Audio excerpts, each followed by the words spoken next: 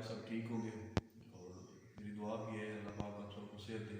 तो बेटा last time हमने ख़त्म किया था सेक्शन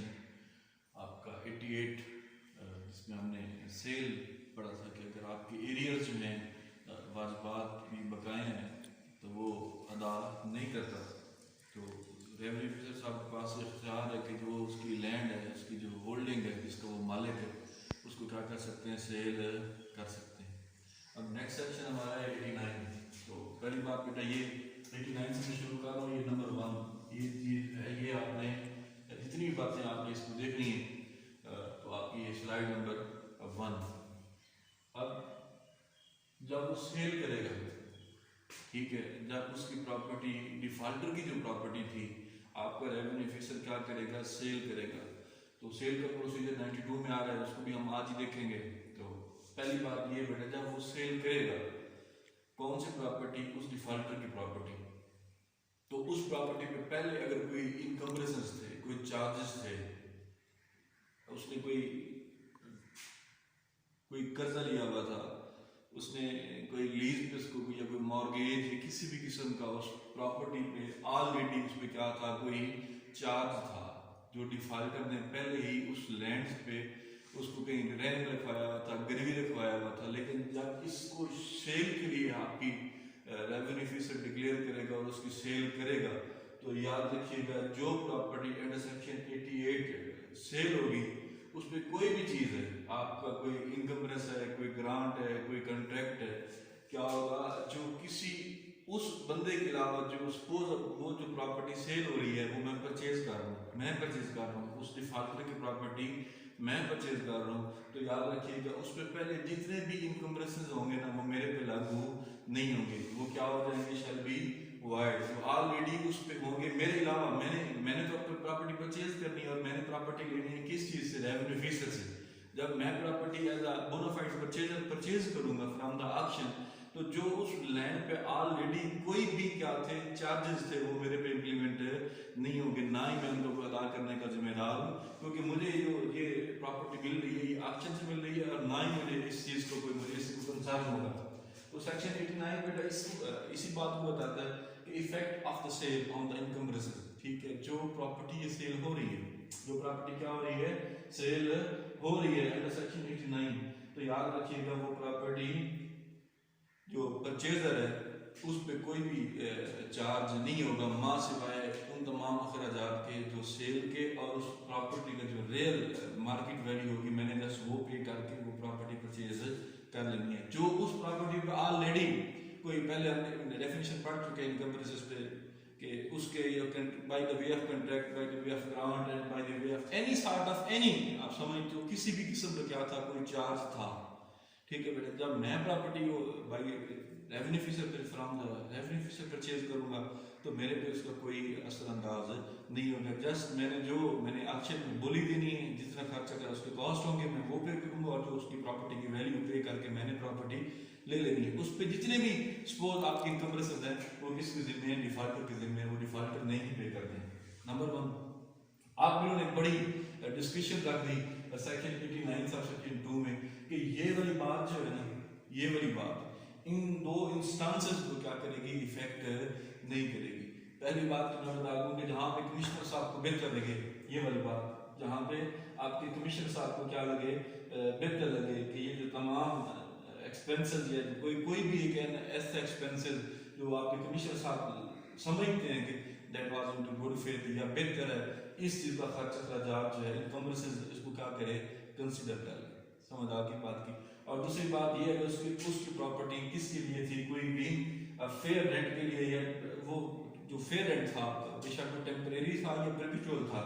समझ आ गई। कोई भी इलेक्शन उसने घर के लिए कोई जगह बनाई हुई थी, ठीक है, या उसने वो प्लेस ऑफ वर्शिप पे कोई मैन्युफैक्चरिंग, यानी कि हमने याद होगा अगर आपको लैंड की जब डेफिनेशन पढ़ी थी तो हमने 2 डेफिनेशन पढ़ी थी, ठीक है, लैंड में एक लैंड रिफॉर्म जो हमने पढ़ी थी land reforms and regulation act में, और हमने इसमें जाके लैंड की डेफिनेशन पढ़ी थी। अब उसने यहाँ पे उसी की बात की कि अगर उसकी उस लैंड में सपोज उसने कोई इलेक्शन की हुई है, कोई घर है उसका, या उसने कोई प्लेस ऑफ वर्शिप के लिए, या कोई माइन गार्डन, कोई भी चीज़ उसकी जो है उस लैंड में है, तो ये वाली प्रोविजन उस पर हिट नहीं करेंगी। एक अगर कमीशन साहब के पास वाज़ेह तौर पर इख्तियार आते हैं, अगर वो समझते हैं बेहतर, ठीक है, अगर उनको अच्छा लगता है तो वो किसी इनकमर्स को कंसिडर कर सकते हैं, समझ आ गई। और डिडक्ट वो किस चीज़ से होगा, जो अमाउंट होगी सेल पे, लेकिन मेरे दिन में कोई वाजिब अदा नहीं होगी। जो मैं अमाउंट पे कर दूंगा किस चीज़ की, सेल की, जो रकम मैंने उसका कैपिटल उसका जो होगी, मैं कहता हूँ 10 लाख का मुझे, मैं उसको ले लेता हूँ, तो वो ये तमाम चीज़ें इनकम और ये तमाम चीज़ें किस चीज़ से होंगी आपकी बेटा, उन्हीं इनकम से रिकवर होगी, मेरे से का कोई कंसर्न है नहीं होगा। अब यहाँ पर बेटा जो आपको ना समझ आए, आप मेरे से चीज़ पूछ लेनी है। अब जैसे मैं आज कहता रहा आपको सेक्शन 90 के, अब वो तमाम प्रोसेस अडॉप्ट करने के बावजूद भी, उसकी वो प्रॉपर्टी फेल करने से भी, उसको गिरफ्तार करने से भी, ठीक है, उसकी अटैचमेंट से भी, उसकी होल्डिंग से भी, उसकी क्रॉप से भी, अगर वो तमाम प्रोसेस फॉलो करने के बावजूद भी वो रकम अदा नहीं हुई, समझ आ गई, उस लैंड से, तो ये सेक्शन 90 है, ये कहता है ये जो एरियर है, अगर आपकी उस डिफाल्टर की किसी और जगह पे, किसी और जो है आपका पटवार सर्कल, उसमें प्रॉपर्टी पड़ी हुई, समझ आ गई बात की, अगर उसके ज़िम्मे अभी तक वाजिबात बकाए हैं,